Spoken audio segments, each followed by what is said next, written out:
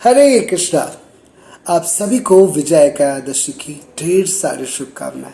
तो जो है आज विजय एकादशी है, तो आज का दिन जो है एकादशी की जो महिमा है, उनकी कथा है, सुनने का बहुत ही महत्व है।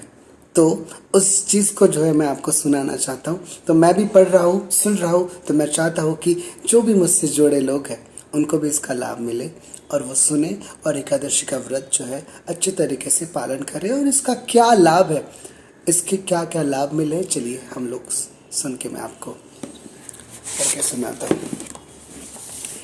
तो यह है विजय एकादशी। तो इसका जो वर्णन है, स्कंद पुराणों में इस एकादशी की महिमा का वर्णन किया गया है। तो महाराज युधिष्ठिर ने पूछा, हे वासुदेव, फाल्गुन मास के कृष्ण पक्ष में कौन सी एकादशी आती है? कृपया करके आप मुझे बताइए।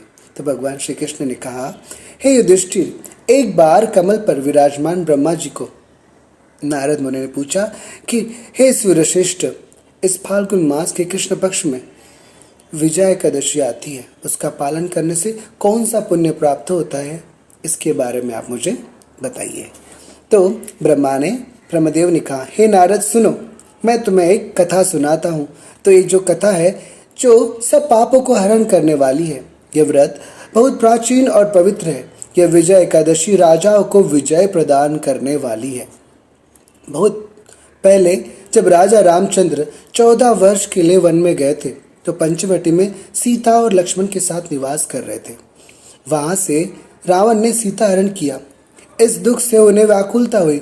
सीता जी की तलाश में वन वन भटकते हुए उन्हें जटायु मिला, जो मरणासन्न था। उसके पश्चात उन्होंने वन में कम्बंद राक्षस का वध किया। सुग्रीव से मित्रता करके श्री रामचंद्र जी ने वानर सेना को संगठित किया। हनुमान जी श्री रामचंद्र जी की मुद्रा लेकर लंका गए और सीता जी की तलाश करके लौट आए। वहां से लौटते ही लंका कथन के पश्चात सुग्रीव से अनुमति लेकर श्री रामचंद्र जी ने लंका जाना निश्चित किया। सागर तीन आने पर वे लक्ष्मण से कहने लगे, हे सुमित्रा नंदन, इस अगाध सागर में अनेक भयानक जीव जंतु हैं। इसे सुगमता से कैसे पार करें? कौन सा भी उपाय सूझ नहीं रहा है। तो लक्ष्मण ने कहा, तो इतना सब कुछ किया, उसके बाद भी जो उनको विजय नहीं मिल रहा था भगवान राम को, तो अभी क्या करें? तो फिर लक्ष्मण जी ने कहा, महाराज, आप ही आदिदेव है और आप पुराण पुरुषोत्तम है। आपसे कुछ भी छिपाना असंभव है। इस द्वीप में प्राचीन काल से बलदाभ्य मुनि रहते हैं, तो पास में ही उनका आश्रम है। हे रघुनंदन, उन्हें इस समस्या का समाधान पूछते हैं। तो लक्ष्मण ने भगवान से कहा रामचंद्र जी से। लक्ष्मण के कथनानुसार प्रभु रामचंद्र जी मुनिवर्य बकदाभ्य के पास मिलने उनके आश्रम गए। उन्हें सादर प्रणाम किया। तब मुनिवर्य ने पहचाना कि यही परम पुरुषोत्तम श्री राम है। अत्यंत आनंद पूर्वक उन्होंने पूछा, श्री राम, आपका आगमन किस हेतु हुआ? तो रामचंद्र जी ने कहा, हे मुनिवर, रावण का संहार करने में यहाँ आया हूँ। कृपा करके यह सागर पार करने का उपाय बताइए। तो भगवान ने जो है मुनि से पूछा। तो अभी मुनि क्या बताते हैं। तो बकदाभ्य जी ने कहा, हे श्री राम, फाल्गुन मास के कृष्ण पक्ष की विजय एकादशी के पालन से विजय मिलता है। तो उन्होंने बताया कि ये जो एकादशी है, इसको करने के क्या फायदे, क्या लाभ है और कैसे करनी चाहिए। अभी जो है बकदाभ्य जी, ये जो है मुनि आपको बताएंगे। तो इस व्रत की विधि किस प्रकार है। दशमी दिन यानी कि 10वें दिन सोने, चांदी, पीतल, तांबा अथवा मिट्टी के एक कलश की स्थापना करें। उसमें पानी भर के पत्ते डालें। उस पर भगवान नारायण के स्वर्णमय विग्रह की स्थापना करें। एकादशी के दिन प्रातः काल उठकर स्नान करें। इससे जो है अच्छे से आप सुनिए। तो ऐसे हम पालन करेंगे तो हमें इस एकादशी का व्रत करने का फल मिलेगा। तो उसके बाद पुष्पमाला, चंदन, सुपारी, नारियल अर्पण करके उस कलश की पूजा करनी चाहिए। दिन भर कलश के सामने बैठकर कथा करनी चाहिए। साथ ही जागरण भी करना चाहिए।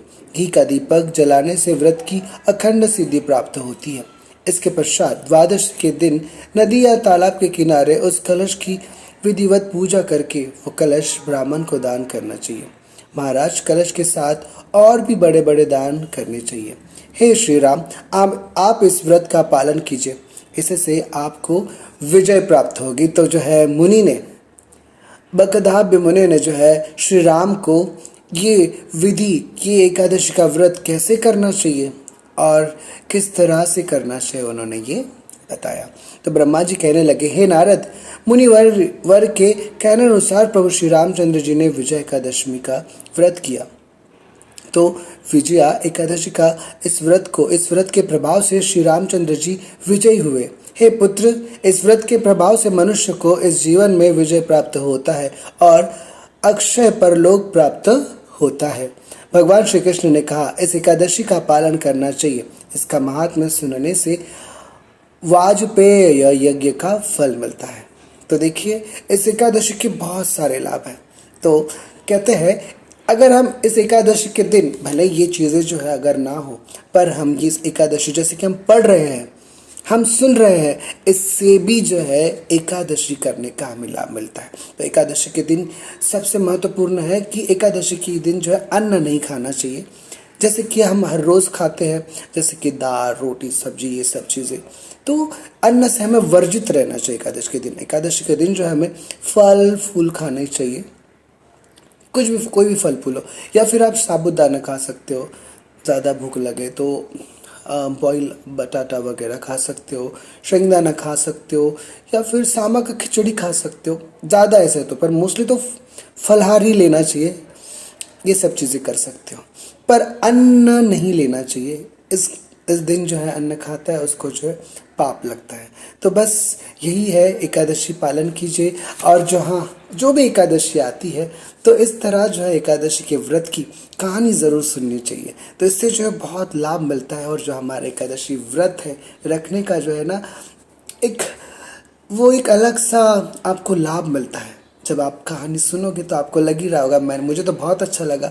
तो आप लोगों को कैसा लगा, तो आप सब लोग कमेंट्स में ज़रूर बताइए। और सभी लोग कमेंट्स में हरे कृष्णा लिखना बिल्कुल मत भूलिए। और सभी लोग जो है एकादशी व्रत का पालन कीजिए और अपने जीवन को धन्य कीजिए। और सभी लोग जो है भगवान श्री कृष्ण की भक्ति कीजिए और लोगों को इस संस्था में जुड़ाइए, भगवान कृष्ण के बारे में बताइए और जो है अपने जीवन को आनंदमय बनाइए। हरे कृष्णा। फिर से आप सभी को एकादशी की ढेर सारी शुभकामनाएं।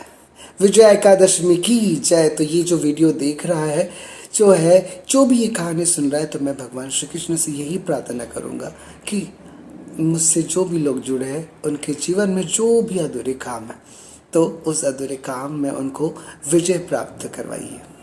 हरे कृष्णा।